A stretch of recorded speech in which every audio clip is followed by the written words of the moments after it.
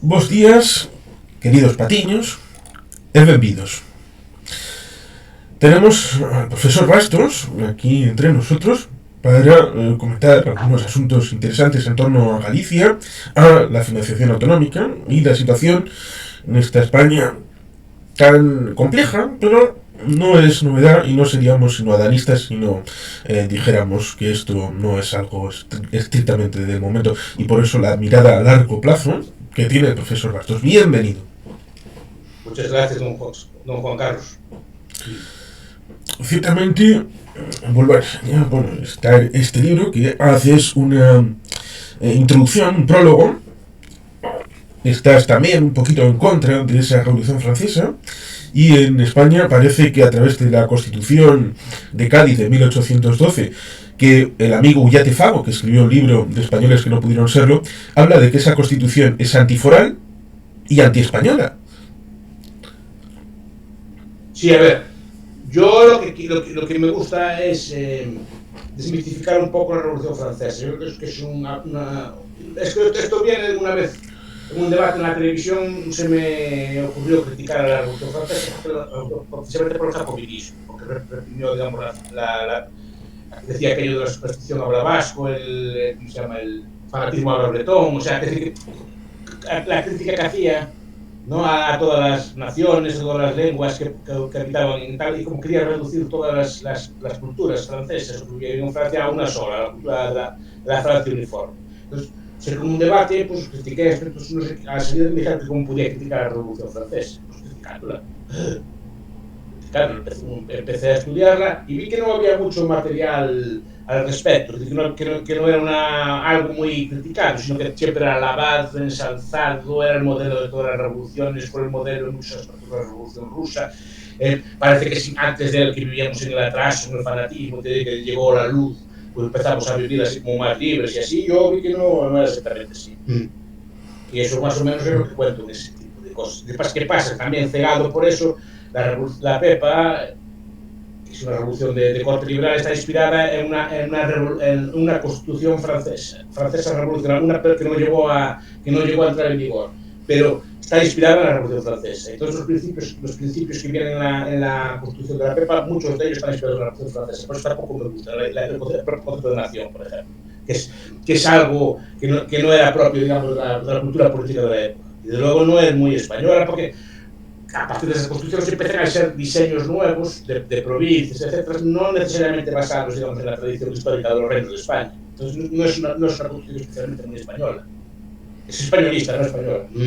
Sí, en el siglo XIX sería el nacimiento del nacionalismo español, que no se reconoce como tal, y una suerte que, por lo menos para mí, es ese café para todos del siglo XIX, como fue el diseño de Javier de Burgos en 1833, exportando el concepto provincia y el concepto diputación, cosa que, por ejemplo, en Galicia no tenía raigambre.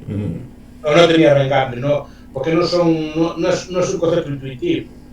Había unas ciudades del reino. A ver, para ser justos, también cuando Javier de Burgos hace las provincias, no las hace rompiendo los reinos, sino dividiendo los reinos antiguos, las culturas antiguas interiormente. En Francia se hizo como más a la brava, se cogieron provincias, por ejemplo, vascófonas, se mezclaron con provincias francófonas y se hizo una provincia con las dos para intentar, digamos, diluir una cultura en la otra, ¿no? Aquí eso no se hizo exactamente, pero sí son formas de organizar el territorio que no tenían precedentes, digamos así. Aunque en Galicia más o menos lo que se hace es racionalizar las provincias del viejo reino. Eliminan las provincias más pequeñas, como la de Montoña y la de Tui, pero básicamente dejan el mismo esquema, la de Betanzos, y dejan el mismo esquema que antes.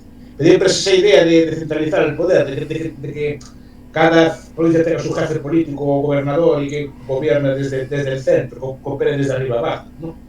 Y eso es lo que no me acaba de convencer. Pero no solo eso, y todos los conceptos que vienen de soberanía del pueblo, ese tipo de cosas, sino yo soy un tradicionalista, me gustan por los foros, me gustan las leyes antiguas, que son las que frenan el poder del Estado. De hecho, la Revolución Liberal crea el Estado español. Y lo primero que hace es propio la tierra de la Iglesia, ya dirá que de liberal tiene eso. En el señor Vizcaya, en el que me encuentro, a mí me gusta reivindicar el fuero viejo del siglo XV y el fuero nuevo, y el Pacto luego de Concordia de 1630 para compasar villas y anteiglesias como un legado constitucional, si sirve el término, porque otros hunden sus raíces en Viriato y en cosas muy antiguas. Y por qué no seguir un relato como por ejemplo hace el señor Aguirre Azcuenaga en un libro que se titula De los vascos sin historia a los vascos con historia. Por eso considero que es interesante esa reivindicación. Por ejemplo, la que hicieron en el siglo XIX, creo que fue a finales del siglo XIX, aquellas hermandades de Afala, aunque creo que luego implicaron en el comienzo del XX.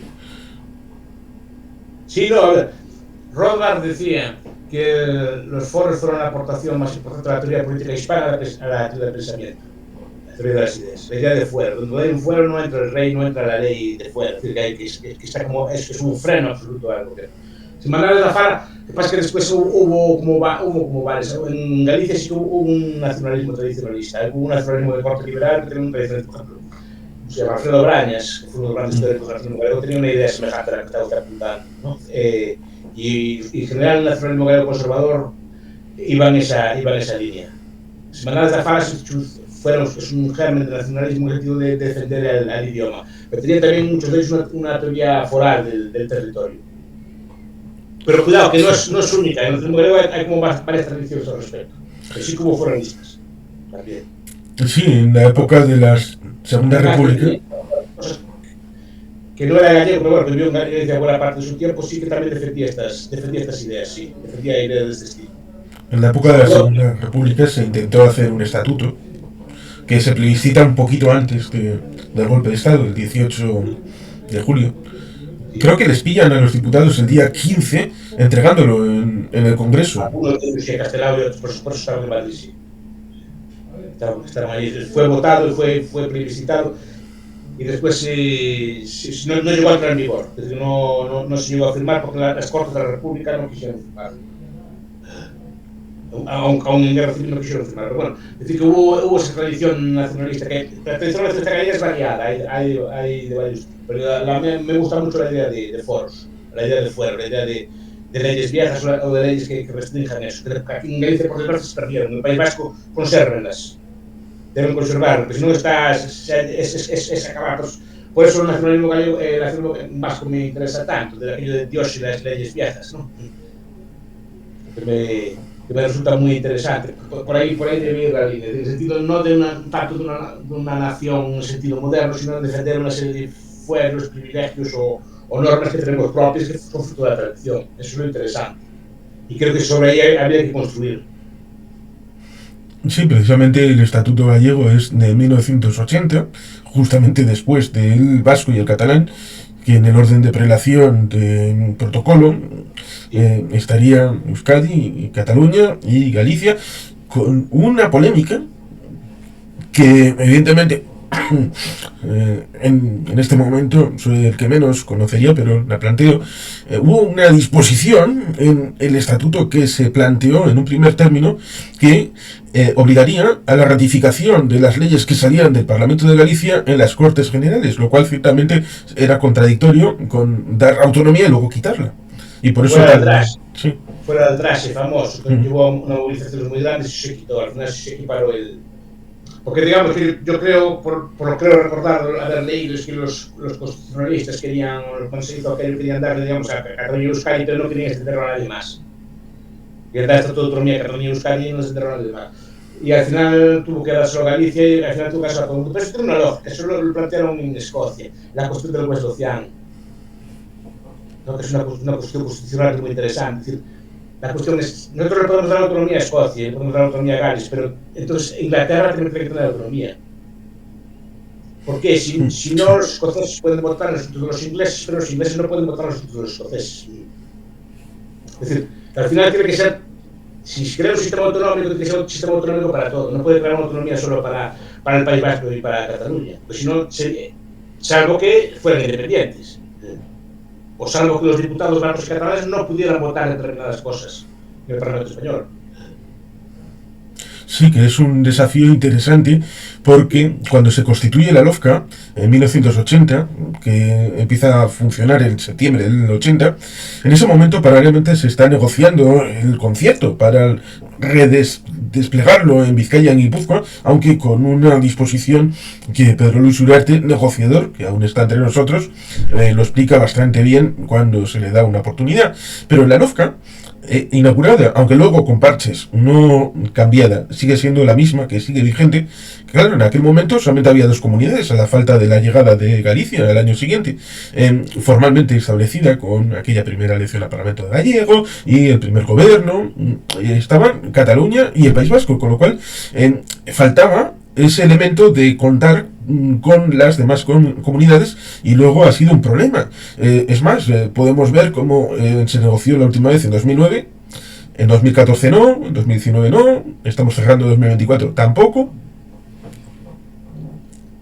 Sí, no. Y yo no le veo mucho que vaya a cambiar mucho. Están hablando de un concierto para Cataluña y yo no lo veo para Cataluña. Si no veo yo que vaya a ir para adelante.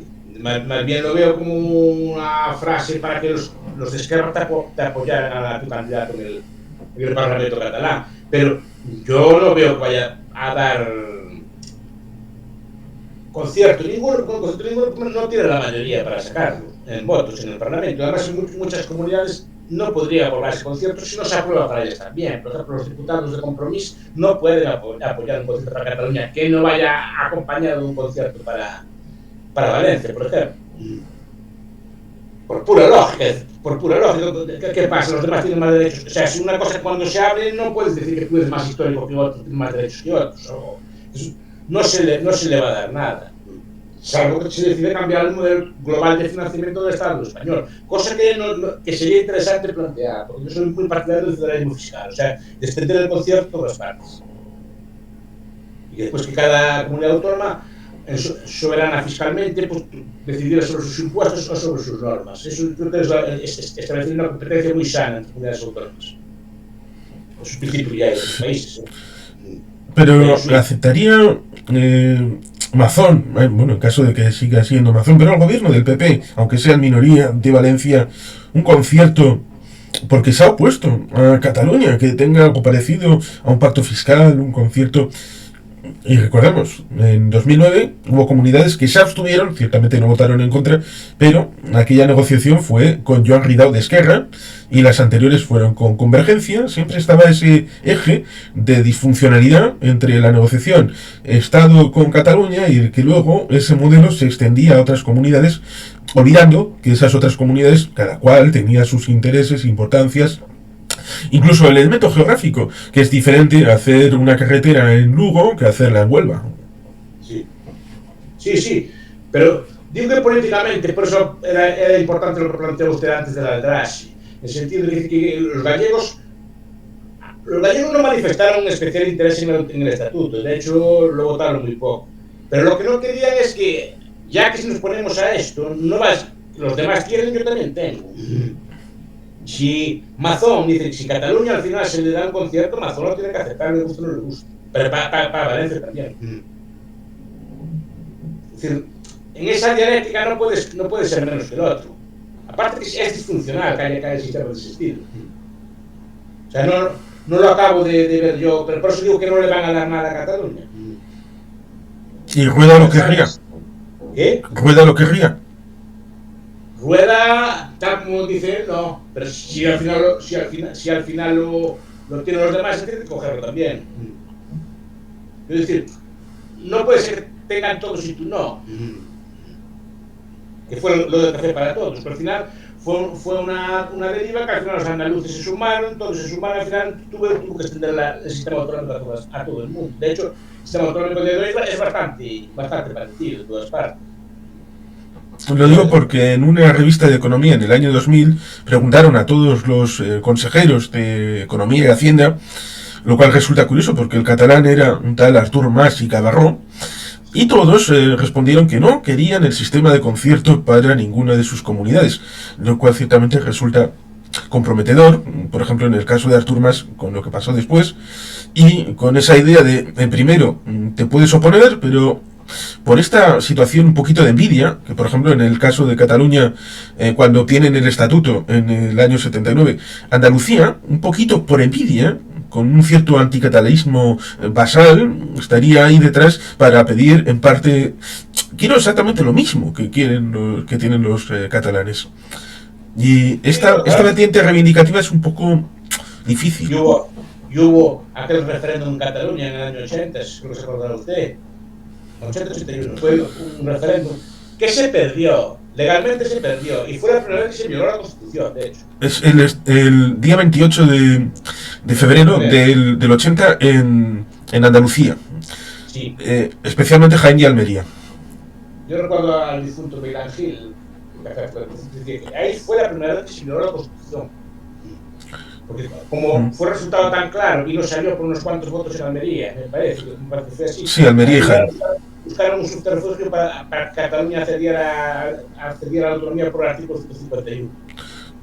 Y hicieron la ley de referéndum, posterior para meter mano a las urnas una vez que ya estaban cerradas y tenían que ser contados los votos.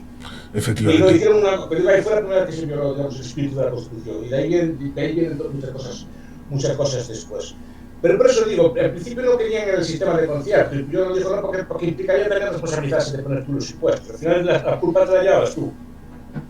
Si al final eras impopular, porque quien subía los impuestos o la agencia tributaria era tuya, no era de otro. Entonces no querían este sistema. De hecho, me sorprende que lo quieran ahora, y me sorprende que lo pidan en serio. Pues fue una cosa que pidió Esquerra, pero a Junts no se lo escuché yo con tanta vehemencia pedirla.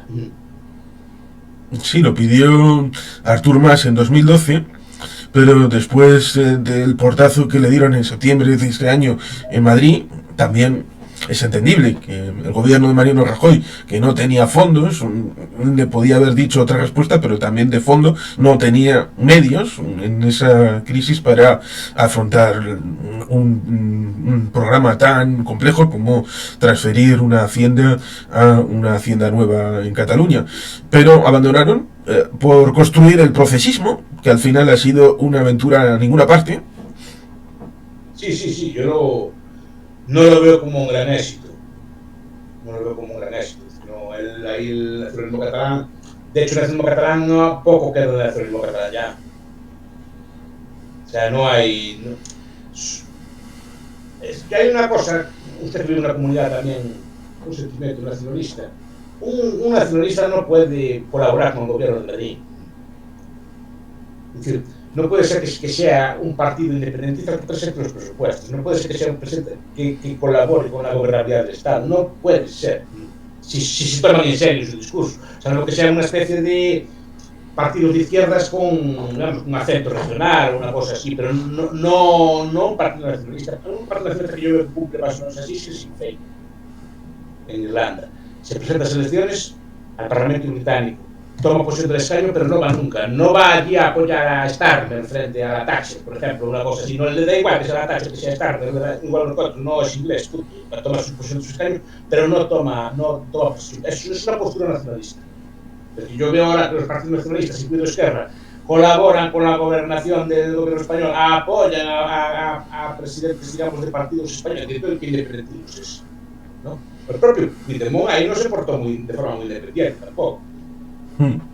Es interesante porque, por ejemplo, con el diputado del BNG en el Congreso firmó a través de la dirección del propio BNG un compromiso con una serie de puntos para el 2020 y después en un presupuesto posteriormente firmaron otra serie de acuerdos y prácticamente esos mismos puntos fueron firmados para la investidura de Pedro Sánchez en este 2023.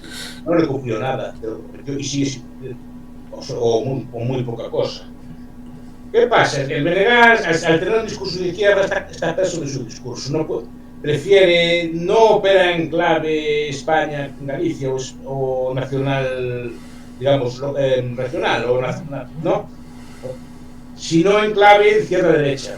Lo que la línea es que no gobierna la derecha, y le da igual lo que sea. Entonces prefiere vivirse a Pedro Sánchez, que para mí es mucho más españolista en el sentido de que fue capaz de derrotar y domesticar a los nacionalismos, aunque parezca lo contrario.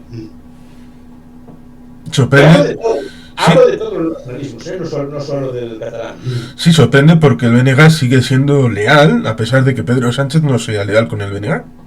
No, porque está sin opción, no tiene otra opción que apoyarlo. Entonces puede tratarlo todo lo mal que quiera, porque sabe que el BNG nunca va a apoyar al PP. Teniendo un apoyo así, ¿para qué vas a tratarlo bien? Sí, eso es interesante porque si uno mira las últimas elecciones gallegas, puede encontrar que el BNG ha subido en Vigo, un lugar donde llevaron a Isabel Díaz Ayuso, es más castellano hablante, y en las zonas rurales, más galego-falantes, el PP sigue obteniendo unos resultados importantes. Siempre fue así, es que el nacionalismo gallego es muy extraño. Aquí cuanto más español hablante es la gente, más vota el BNG, y cuanto más gallego hablante, no solo gallego hablante, más culturalmente étnico, digamos, es el país. Es decir, cuando hablo del... no es solo el idioma, que también, pero es por ejemplo, como la forma de relacionarse, la forma de divertirse, el hábitat de vida, el hábitat rural, urbano, incluso la forma de comer, ¿no? Cuanto más étnicamente gallego es, más se vota el PP.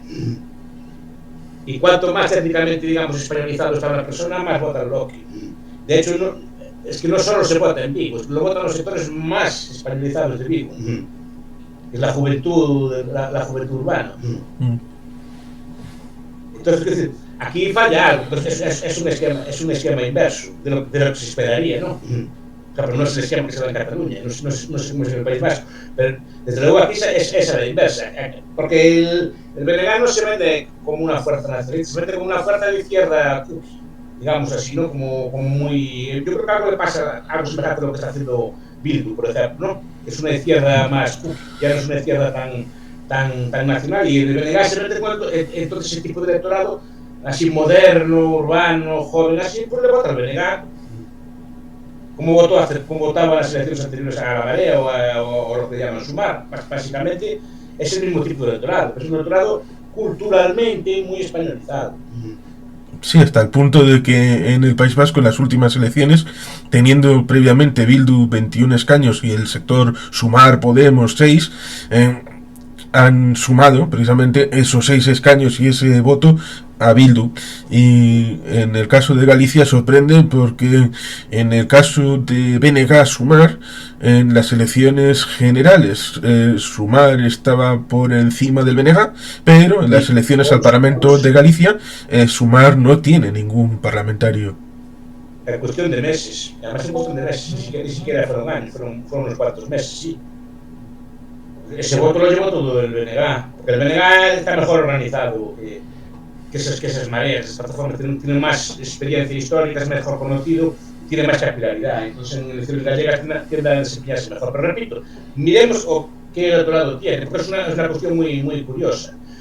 Mi tesis siempre fue que los nacionalismos de verdad son de derechas. Cuando introduce el elemento de izquierdas en un partido nacionalista, entra como en contradicción. Porque ya tiene como dos elementos de fricción, ¿no? Digamos, el factor de clase y el factor nacional. Entonces ciertamente sorprende. Además que el nacionalismo per se es una ideología que tiende a ser conservadora. Sí, puede ser. Bueno, no es una idea de progreso, conservar la lengua de los antiguos, las costumbres de los antiguos, conservar instrumentos musicales, danzas y bailes que no son para nada modernos. Es conservar una forma de vida que podríamos considerar ya como en desuso, ¿no? Lo progresista es defender lo urbano, defender la cosmópoli, defender músicas electrónicas y cosas así, no defender el chiste.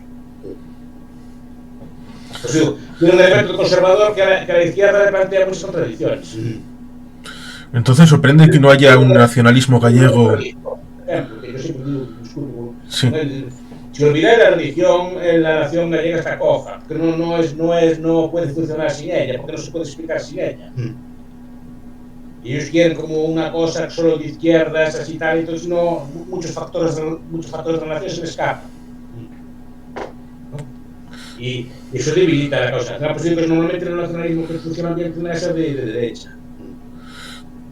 Por eso sorprende que no haya un nacionalismo gallego organizado en torno a algún partido o algún grupo de partidos en la zona centro o derecha, ni que tradicionalmente se haya dicho que llamémosle regionalismo o incluso nacionalismo gallego estaba con el PP, incluso con Fraga, con aquella propuesta de la administración única autonómica, la defensa del galego. Que ahí están.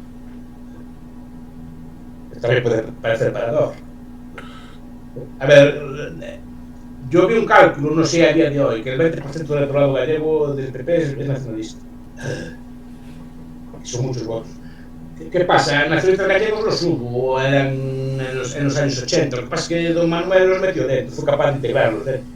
Les dio puestos y así, lo que fue capaz de integrarlos dentro. Y además, digamos, hizo un discurso galleguista. Entonces, al principio estaban más o menos contentos. Después, cuando llegó Feijóo y así, digamos que ese discurso se acabó, ¿no?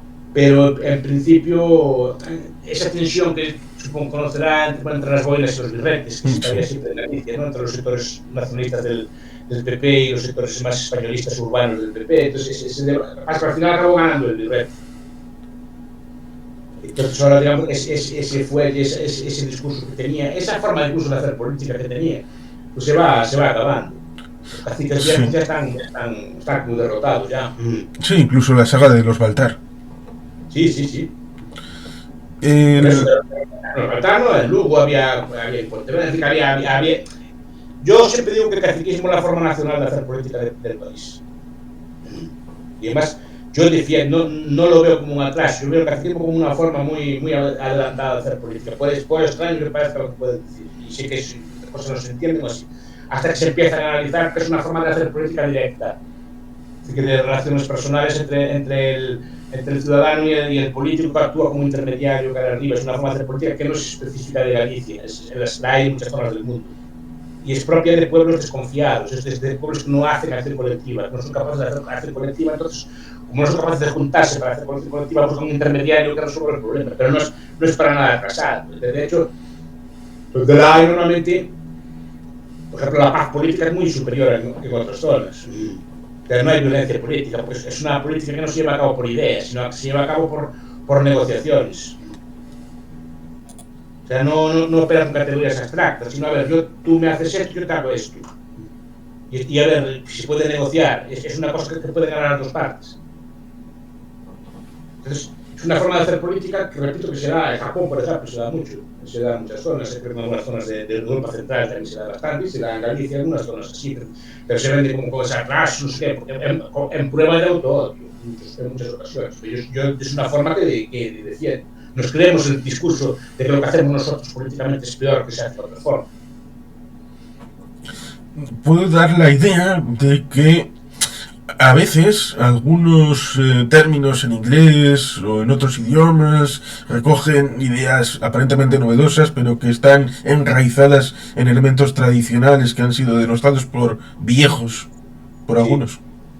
Sí. Porque las formas políticas más o menos pues, es una forma política tradicional.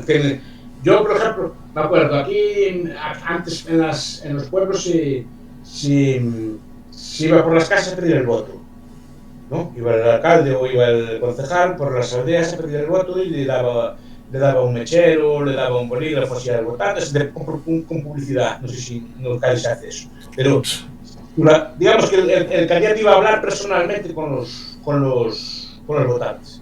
Y muchas veces era mal recibido, pero él era el rito que tenía que ir. Y iba por las casas, iba por allí. Vale. Pues yo quedo atrás, carretaje, como dicen aquí, hasta que Obama lo puso de moda. Entonces, como Obama lo puso de moda, lo llamó Cambashi. Ahora se estudia en facultades, se estudia como una cosa de marketing, en las facultades de políticas ahora estudiamos cosas de estas. Lo nuestro era atrás, pero como muy de usted lo resignifica, le pone un nombre en inglés y ya pasa a ser lo más moderno, lo más cool, ¿no? Entonces le llaman, digamos, dialogicidad, como un diálogo entre el ciudadano y la no. Era el que toda la vida, ya el cacique hablaba con la gente, le iba a pedir el voto en persona. Sí, o la idea de ciertas técnicas de democracia participativa que al final es el concello abierto. Claro, pues el consejo abierto o muchas otras formas que son bastante participativas. Porque el cacique será todo lo justo que quiera y todo lo que sea, pero el cacique tiene que demostrar que trabajó. Tiene que demostrar que hizo algo por el vecino. Si no, hay derecho a romperle la confianza, digamos. No es un acto que vota. La gente no vota por más progreso, más justicia, más democracia, más solidaridad, más fraternidad. No, vota. Usted me hizo una carretera, no me la hizo. Usted me hizo un punto de luz, no me lo hizo. Usted consiguió esto para el pueblo o no. No lo consiguió, no hizo nada. Es un contrato de cosas concretas. Sí, y ciertamente, por ejemplo, hay cosas concretas interesantes. El Estatuto Gallego, que no ha sido reformado, por lo menos hasta ahora, incluye que puede tener una policía propia, pero en vez de desarrollar una policía propia, tienen una unidad delegada de la Policía Nacional. Y Sí, se sienten orgullosos, ¿eh? así lo decidieron, porque se entendía que era más caro, o no querían tener una policía propia, bueno, pero la posibilidad está ahí. Sí, hay una policía gallega, sí que es la Policía Nacional, pero con distintivos gallegos. Va uniformada como la Policía Nacional, pero tienen un distintivo de la Junta de Galicia, pero sí que es una unidad delegada. Pero bueno, se decidió hacerlo así. También porque aquí la policía no es como otros sitios. Aquí la Guardia Civil es gallega, es decir, no es vista desde luego como una fuerza de fuera. La Guardia Civil de aquí, la mayor parte de los agentes son de por aquí también. Entonces, son policías, digamos, que están muy bien engranadas con el territorio. Entonces, la Guardia Civil se siente como una policía de proximidad. Efectivamente, no se ve la diferencia, o sea, no se ve la necesidad de a lo mejor en Euskadi, con más conflicto al respecto, se puede ver como una cosa de fuera, pero en Galicia el policía también es de por aquí.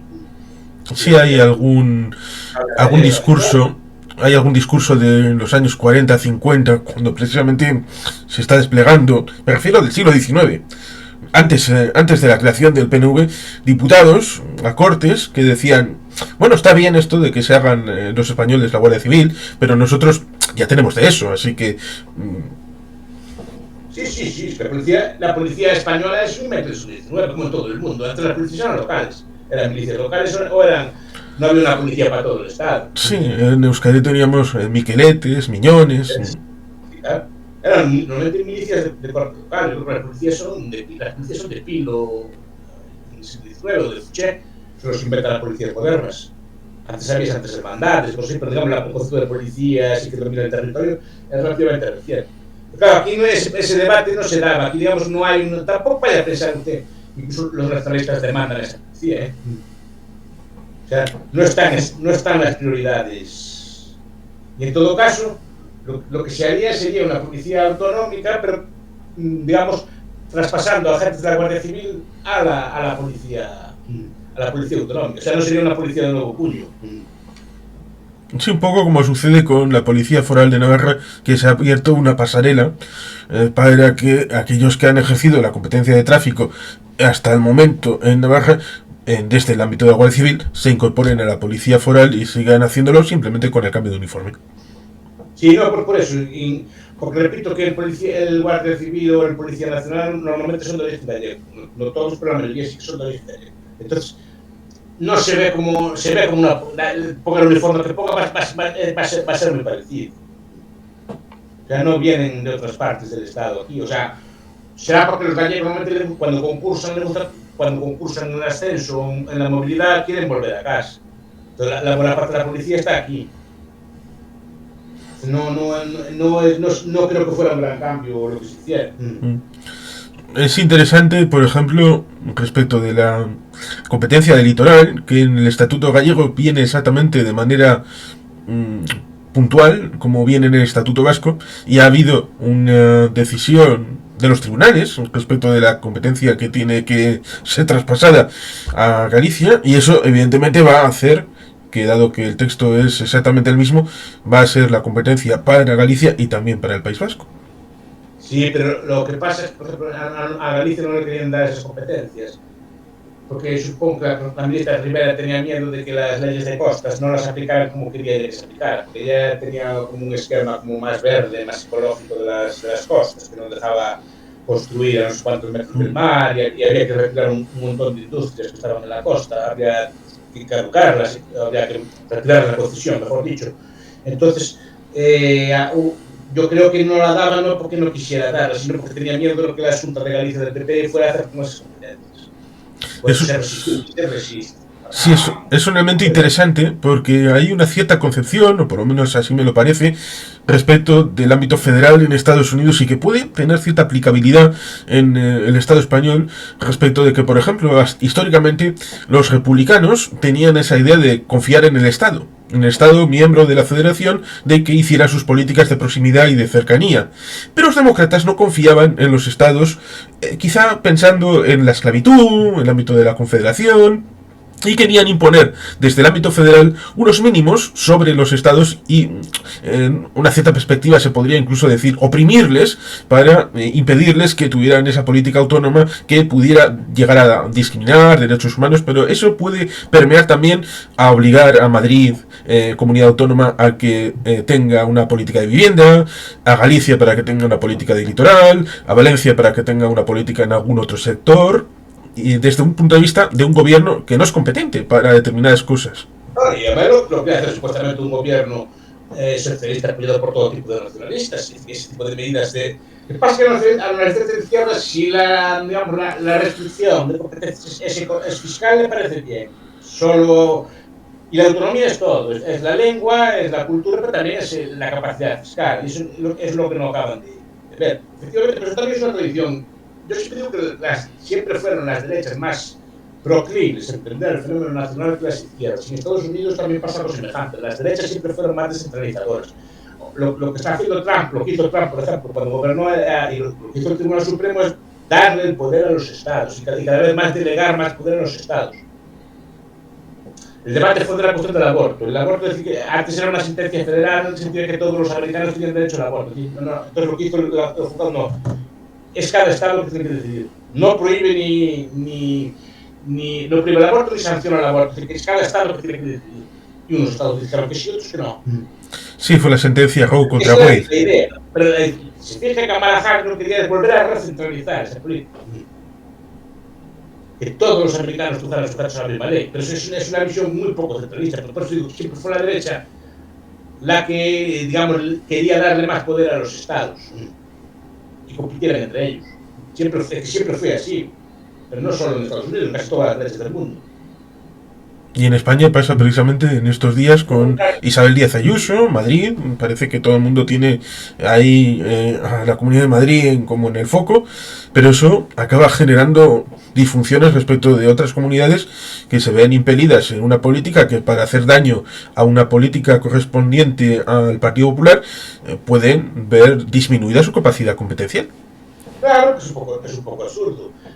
Porque si para, digamos, fastidiar a Madrid, que no bajan los impuestos, tú pones un mínimo fiscal para toda España, comunidades como Cataluña quedan absolutamente también constreñidas por esa ley. La autonomía también se reduce para Cataluña, no solo se reduce para Madrid. Entonces, yo creo que por eso muchas veces esas leyes no van para adelante. Pero los fiscales es un tema muy interesante, pero otros términos también. Sí, la ley de vivienda. La ley de vivienda, que fue un albadonazo contra la autonomía de las comunidades autónomas, porque la vivienda es una competencia tan exclusiva como educación, sanidad. Y luego, los mismos que votaron, por ejemplo Esquerra, se vio obligado a votar por impugnar esa ley a través del Tribunal Constitucional en una votación en el Parlamento de Cataluña. Lo cual ciertamente de Rondón dejó en mal lugar a Euskal Herria Bildu, que también había participado de la votación de esa ley de vivienda y luego tuvo que plegar velas y decir, bueno, igual no era tan buena, igual era una invasión competencial. Sí, claro, pues te digo que al final entra en contradicciones de estilo. Parece que la autonomía es solo para el idioma. Y no es solo para el idioma, es para más cosas. Y eso muchas veces le fastidia. Por ejemplo, los impuestos de sucesiones. Empieza a bajarlos en unas zonas, pero no que bajarlos en los demás. Y claro, a los centralistas eso no les gusta. Pues, por eso a mí, en cambio, a mí sí me gusta que haya competencia y discusión fiscal. Pero bueno, es un tema que yo profundizaría más. Repito, en mi idea, hablé hace poco el profesor Erce, que es un especialista en pensión, dijo, no, la solución sería, perdón, no fue el señor Erce, fue otro señor. Yo digo que la solución sería ir cara a un sistema de diferenciación fiscal, ya lo hay en algunos países, creo que en Suiza hay impuestos que son comunes, pero los impuestos los pone cada federación. En Estados Unidos, por ejemplo, hay paraísos fiscales como Delaware y otros que tienen impuestos muy altos. Esto no pasa nada ya en otros países. Cada comunidad decide el tipo de política social que quiere llevar o el tipo de nivel de impuestos que quiere tener. Y compiten entre ellas. No sería mala idea. Claro, es un sistema medio corrupto en el sentido de que tiene a lo mejor lo peor de los dos sistemas. No lo mejor. Sí, ciertamente España es bastante complicada de explicar para algunos, sobre todo a los que son de fuera, pero incluye también elementos como, por ejemplo, esa lucha por la alta velocidad. Galicia tiene alta velocidad. Los vascos, por ejemplo, hemos aportado con ese índice de imputación del 624, el 624 de todos los kilómetros que están en funcionamiento y no tenemos ninguno nosotros. Pero es que Galicia tiene alta velocidad, pero no tiene un sistema de cercanías, un sistema de ferrocarril de proximidad. Es un absurdo que se puso de moda, yo no entiendo yo. De AVE, un paso, si lo pone el AVE, después hay que ponérselo para todos también, es lo que estamos diciendo antes. Sí. Se puede yo que, van pidiendo todos, al final tienen todos, todos unos trenes infrautilizados de alta velocidad, pero en cambio no hay cercanía, no hay buenas cercanías. No es que sea difícil, hay una cercanía, pero en muchas ciudades están. Cada Lugo no tiene buenas comunicaciones ferroviarias, por ejemplo, Ferrol, por ejemplo. En cambio tenemos AVEs. Pero entre nosotros es más difícil moverse. Eso es lo que veo yo. Son trenes que están muy bien, que benefician más a Madrid que a Galicia o al País Vasco. Parece que el tren solo va de Madrid a Galicia, no va al revés también. El madrileño puede viajar cómodamente a todos los puntos de España, sin problema ninguno. Cosa que si yo quiero ir a Euskadi, por ejemplo, a mí me es bastante complicado por tren. Pues entre 10 y 12 horas. De Ferrol hasta Bilbao. Va a todas partes en 3 o 4 horas. A todas partes. O sea, como ciudadano puede ir a todas partes. Tiene el aeropuerto al lado y puede ir a todas partes también. Es que está todo. Claro, es decir, que el AVE lo venden como. Si a veces, el AVE a Galicia lo ven como una inversión en Galicia, en los presupuestos. ¿No? Inversiones no es una inversión para Madrid también, no es para Galicia. Pero no lo venden como una inversión en Madrid, lo venden como una inversión para Galicia, como si fuera su graciosa majestad nos diera dinero para que tengamos nuestras cosas, ¿no? En esto de las infraestructuras tengo una curiosidad.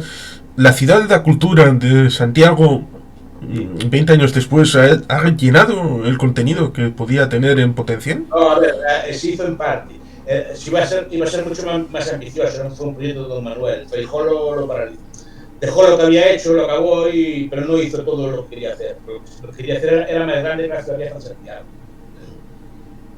Era un conjunto de edificios. Y él paró en uno, hizo unos cuantos, pero no pasó de ahí. Pero bueno, ahora hay museos, hay bibliotecas, es un partido bastante interesante de ir, si les gusta pasear por allí. Me gusta mucho andar por allí. Está justificado haber gastado tanto, es otra cuestión. Sí, ciertamente, porque hubo un momento en el que se miraron todos en el Guggenheim de Bilbao y dijeron, nosotros queremos algo parecido. Y surgieron como champiñones, el Niemeyer en Avilés. Fue el Guggenheim hermoso, primero toda esa idea de tener edificios emblemáticos, después se copiaron en todas partes. Como el Guggenheim usted que me habla de Bilbao, Sí. Pues el Guggenheim fue un éxito terrible, entonces todo el mundo lo quiso copiar, ¿no? Y cada uno llamó a su arquitecto así de fama para que hiciera un edificio así emblemático también. No quedó mal, pero claro, no sé si se justifica haber gastado tanto. Lo que hay, que no está acabado, ¿no? Se decidió no acabar. Rueda está siguiendo precisamente el reguero de Feijóo o intenta tener un marchamo propio y intentar volver a ser como Manuel Fraga, intentar aglutinar ciertos sectores más regionalistas, nacionalistas, gallegos. Lo iremos viendo. No lo tengo claro aún. Desde luego, lo que Feijóo es como todo proyecto, mete a su gente, aunque conserva buena parte del gobierno anterior, metió alguna de su gente, etc. Pero a ver, tendrá que mostrar perfil propio. Tiene perfil propio. Sí, lo digo. Le vi van a la línea que dice usted, pero no tanto como el de Manuel, pero algo más que Feijóo, porque Feijóo, como líder político, es un líder, digamos, más gestor que político. O sea, no hacía política de gestos. Don Manuel siempre estaba haciendo gestos y cosas, inventaba administraciones únicas, estaba siempre, digamos, buscando referencias simbólicas, ¿no? Llegó incluso a proponer un traje de un gallego oficial de gala, o sea, estaba caminando cosas así. Feijóo se limitaba a gestionar la sanidad o la educación, que ya bastante es, que es lo que más gasta la autonomía, y gestionar la gestión de las cuentas, pero no tenía grandes gestos, o sea, no hacía gestos simbólicos de país, ¿no? Fraga aquellos gaiteros todos a tocar, o sea, Feijóo era como mucho más austero, menos, digamos, no le gustaban menos estos símbolos. Rueda parece que le gusta algo más que Feijóo, pero iremos viendo los días. Sí, lo digo precisamente porque Galicia tiene, bueno, 75 escaños al Parlamento y Sí, de ellos 25 tiene el BNG. sí. Parece que ha llegado a un límite, a un tope, y ellos son conscientes que no pueden seguir tirando. Bueno, sí, pueden intentar deglutir al Partido Socialista de Galicia, pero no mucho más allá, y eso significaría que tendrían toda la oposición, pero el Partido Popular seguiría teniendo mayoría absoluta. Y el desafío, en caso de que alguien nacionalista gallego quisiera tirar para adelante, sería precisamente ese porcentaje de votantes que son de derechas o de centro, son galegofalantes, y que podrían nutrir una suerte de nacionalismo de centro o de derechas, pero que evidentemente el BNG es incapaz, es imposible que vaya por ese nicho de votantes. Es que, es que yo creo que es algo obvio. Si quiere ganar el Benegas, tiene que quitarle votos al PP. Y que esos votos al PP vayan para él, sea donde sea, pero desde luego apoyando a Venezuela, apoyando a así, cosas así, no creo que le vayan muchos votos desde el.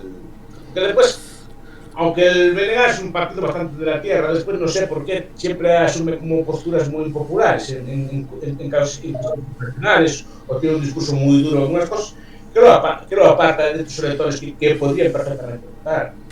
Sí, la pregunta sería, No, habiendo... se lo buscan ellos mismos, es que no tienen por qué Sí, todo. es eso, habiendo habido proyectos de centro o de centro derecha nacionalistas gallegos que al final se han quedado pequeñitos, un poquito de nicho, ¿por qué ninguno ha germinado? ¿Por qué ninguno ha tirado para adelante? Porque en su momento había un proyecto de eso que fue Coalición Galega, con el lógico de Franqueira, centristas de Galicia, o sea, había unos partidos que se definían como nacionalistas. ¿Qué pasa? Cuando tuvieron que tomar partido, por ejemplo, cuando fue ese partido nacionalista, cuando hubo que escoger entre apoyar al PP o apoyar al PSOE, pues partió en dos. Porque es lo que pasa normalmente este tipo de cosas. Porque al final dicen, o apoyo al PP, dentro de Coalición Galega había sectores como más de centro y algo más de derecha. Entonces el partido partió, unos apoyaron al PP y otros apoyaron hubo una división al respecto y otros apoyaron al PSOE y al bloque. Entonces al final el partido rompió y después don Manuel fue hábil, consiguió integrarlos y los metió ahí dentro y los tuvo muy bien tratados. Para que después con el tiempo se fue difuminando su fuerza. Sí, yo me refería más a un tiempo más actual, como Compromiso por Galicia, que luego se ha partido, y ha aparecido el Partido Galeguista. A ver, Compromiso, los conozco bien y los quiero mucho. El Compromiso fue una decisión del bloque. En el Congreso de Amio hace unos años se rompió como en tres trozos. El viejo del bloque tradicional de la UPG, un sector como más de izquierda, que el que llevaba Beiras, se convirtió en la Nova y que después se alió con la Marea, y después Compromiso por Galicia, que quedó como un poco sin espacio. Supuestamente quería jugar a centro. Pero claro, cuando le hacías preguntas, cuando hacías al final la mayor parte de las posturas se van al del bloque. No fue capaz de separarse del bloque. Es decir, postura sobre Venezuela, la misma, postura sobre la guerra, la misma, postura sobre tal, la misma, y al final, ¿en qué te diferencias? Feminismo, el mismo, LGTBI, lo mismo, es decir, no hay un discurso matizado. Entonces, al final, ¿qué imagen te das? Sí, en las últimas elecciones con Pontón volvió a casa por Navidad. Casi todos, muchos de ellos. De los dos lados, que a Nova que se quiere meter. Quiere volver a vez al bloque. Viejo está mejor organizado. Esa es la cuestión. Sí, un bloque que ha tenido esta asamblea con aparentemente más dificultades de las que se podía prever. El bloque es un partido muy bien organizado, no tienes problema. Otra cosa que tuviera alguna lista, a lo mejor no lo sé exactamente, si fue una lista pactada o fue una lista, digamos, a ver, que no me dais, voy a negociar haciendo una lista para que me deis algo, ¿no? Sí, no, ¿No superaba esa división que aparentemente había antes respecto de esa negociación de posibles cargos y que ahora la vieja UPG dentro del BNG sería más nacionalista de alguna manera y el sector pontón sería más woke?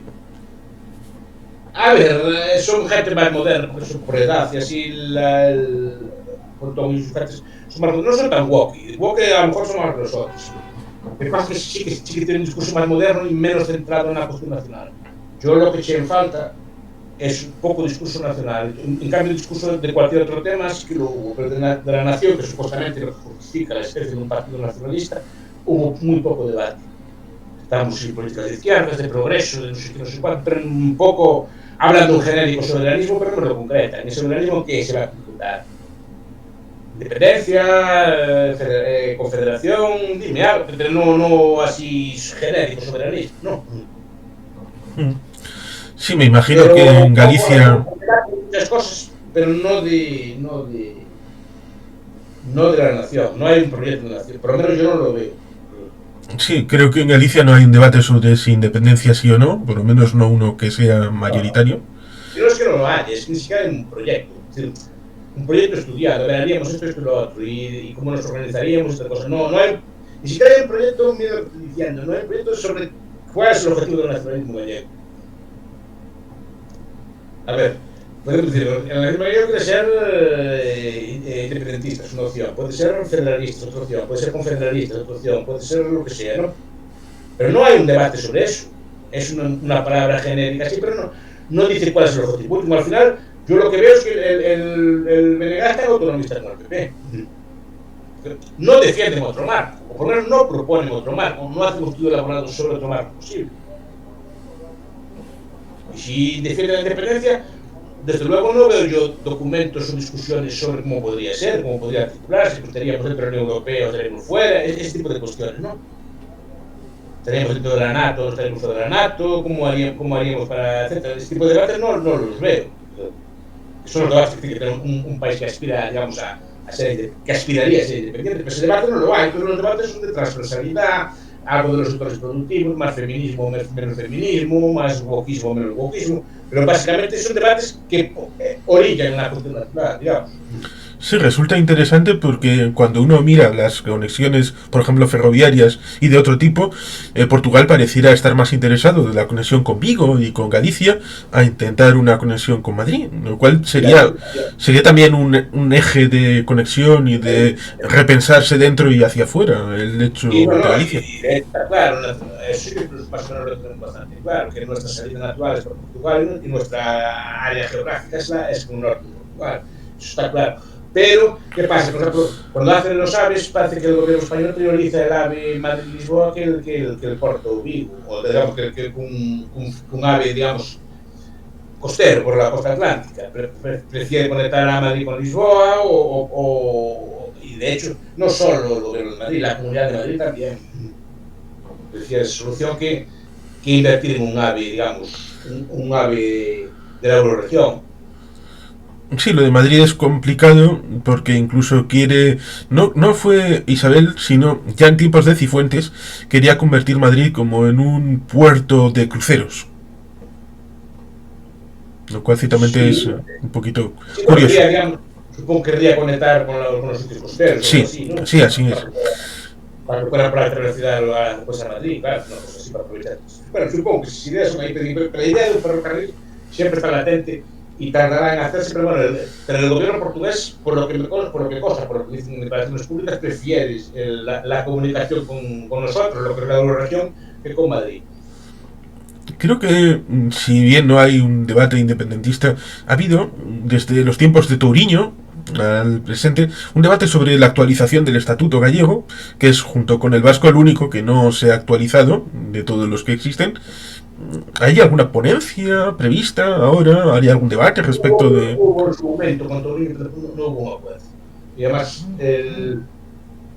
cualquier reforma del estatuto requiere mayoría reforzada, entonces no vale un partido solo, necesitas un acuerdo, y eso es muy difícil de conseguir a día de hoy. Yo creo que está optando más bien por reinterpretar el estatuto. Tampoco es que el gobierno gallego sea, del PP sea que pida muchas competencias, tampoco es que pide, no pide muchas competencias, no es un gobierno muy reivindicativo. Entonces, más o menos, se entiende que este es un status quo que va a durar porque es muy difícil llegar a un consenso o a un acuerdo para encontrar una mayoría para votar de hecho, la pasada se boicoteó porque el PP no quiso. El PP no quiso y sin el PP no salía la reforma. Hace falta dos partidos, básicamente. Dos partidos con una mayoría muy amplia. PP y más. Sí, entonces es complicado que haya una reforma del estatuto si no está el partido que es mayoritario, lo cual ciertamente resulta también curioso porque recientemente, y sin el PP no habría salido, el reconocimiento de Castelao como presidente del Consejo de Galiza, que estaba en Buenos Aires y que ha sido en fechas recientes. Sí, sí. No, pero se digo, gestos de ese estilo antes no se dan, por ejemplo. Cuando llegó Castelao de vuelta, llegó protegido por la policía, porque hubo muchos disturbios, que no eran gobiernos especialmente proclives a esto. Pero ahora sí, parece que aparte que Castelao es una persona como muy apreciada en Galicia en todos los sectores. Eso no es solo del PP, es una persona ya forma parte del imaginario popular y es una persona bastante querida y popular que casi no se discute. Entonces no hubo ese problema. Pero bueno, sí que por ese tipo de gestos sí que son. A lo mejor Feijóo no lo habría hecho, no sé. Pero Rueda sí que parece que esas cosas le gustan más. Sí. La toma de posición fue en el Museo de Galego, si no recuerdo mal. Entonces ya va a sitios más simbólicos, ¿no? El Paseo de Galegos Ilustres y cosas así. Le gusta mostrar más los sitios más emblemáticos, que a lo mejor Feijóo esas cosas no le interesaban tanto. Castelao está en el Panteón desde el 84. Sí. Y uno de sus sucesores, creo que el último presidente del Consejo, murió en un accidente bastante triste y poquito antes de la entrada en vigor del estatuto vigente actualmente, a finales del año 80. Sí, no recuerdo el presidente del Consejo. Sí, el último sucesor de Castelao en el Consejo, sí, murió allí en Buenos Aires en un accidente a una venerable edad de creo que entre 80 y 90 años. Sabe usted más que yo, no tenía constancia de eso.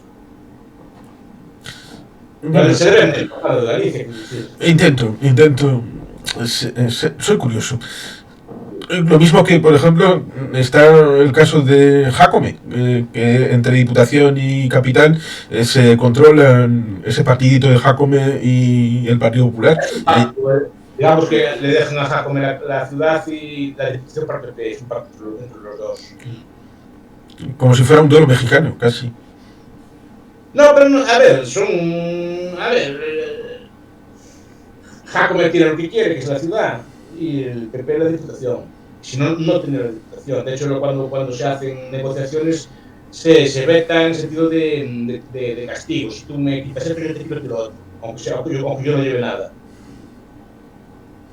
Las ciudades tienen mucha importancia. Por ejemplo, ahí está Abel Caballero en Vigo, estuvo en su momento Vázquez desde A Coruña, teniendo una posición un poquito de ciudad y también un poquito personalista.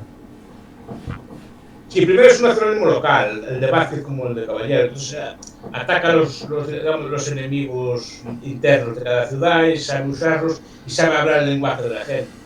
Después eran personas, Caballero, que es un poco más. Pero yo aquí soy una persona muy trabajadora. Tiene instinto político y conoce muy bien a su ciudadanía, pero claro, está siempre trabajando, no es una persona que está en el despacho oculta, está siempre por la calle, pasea, hace cosas, tiene cuestiones discutidas como todos los alcaldes, pero es una persona bastante popular. Y creo que va entendiendo cada vez mejor su oficio y cada vez lo hace relativamente mejor. Y de momento no es soberbio, no se volvió así un divo. Entonces es una persona que es muy, por lo que cuenta, que es muy fácil de tratar, que es muy agradable. Entonces que es muy. Se gana el puesto, digamos, para hacer algo semejante también. Sí, ahí está. La campaña se la hacen los rivales. Es decir, cuanto más lo atacan, más sube. Es igual, es parecido a Trump. A Trump, cuanto más lo insultas o lo atacas, más sube, porque más hablas de él. Y a Jacob le pasa lo semejante. ¿Veis cómo me insultan y me atacan por defenderos a vosotros? Es lo que está diciendo. Que tiene todas las fuerzas del poder contra contra él. Sí, entró en el Parlamento con un diputado que al final no fue decisivo. Sí, porque la Marea lo sacó. Pero Jacome sí. Y solo se presentaron en eso. Bueno, yo te voy a insistir en una pregunta más, la última. Bueno, sí, si me permites, simplemente, dado que creo que hay un cierto conocimiento, ¿le dejarías algún mensaje al querido amigo Xavier Grandío Araujo? ¿Ese perdón? Xavier Grandío Araujo, residente en Foz, Lugo. Sí, ¿le dejarías algún mensaje? Mensaje, pues bueno, que siga cuidando la Mariña de Lucense, que es una zona muy interesante y muy bonita y que conserva, digamos, el viejo espíritu del galleguismo. Bien, pues ciertamente creo que hemos hecho un repaso de elementos. Seguramente podríamos haber entrado en disquisiciones politológicas. Tengo una licenciatura en Ciencias Políticas y podría seguramente haber sido bien interesante, pero creo que esto había que centrarlo en Galicia. Por lo tanto, muy agradecido de que hayas estado por el canal. Usted bordea la erudición cuando habla de Galicia. Muchas gracias, veniendo de señor Bastos, esto es todo un honor. Sí. No, es verdad, da gusto ver así. Pocos entrevistadores están preparados como usted. Pues ciertamente muchas gracias y si en algún momento surge la oportunidad, pues... Sí, me voy a dar uns meses, a ver se podemos topar. Teño toda a mañán así, con muchos compromisos. Pero bueno, muchas gracias a usted por la amabilidad y hasta la próxima.